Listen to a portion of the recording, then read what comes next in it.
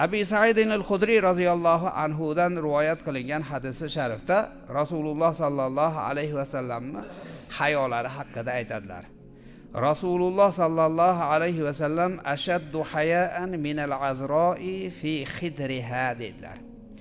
Rasululloh sallallohu alayhi va sallamning hayosi Xidirda turgan qizlarni, kelinlarni hayosidan ham hayoliroq edi dedilar.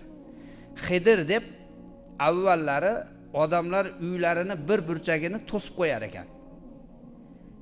Birov kiyimini almashtirmoqchi bo'lsa ayollar, yechinib boshqa kiyimini kiymoqchi bo'lsa, darrov hali pardani orqasiga o'tib, bola chaqasi bor.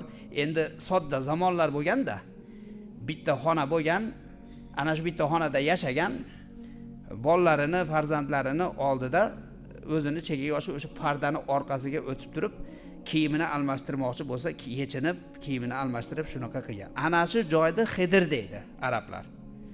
Rasululloh sallallohu alayhi va sallam aytayaptilarki, Rasululloh sallallohu alayhi va sallamning hayolari o'sha Xidirda turgan, ya'ni yosh kelin qizlarni o'z Xidirida turgandagi hayosidan ham Rasululloh sallallohu alayhi va sallam hayoliroq edi dedilar.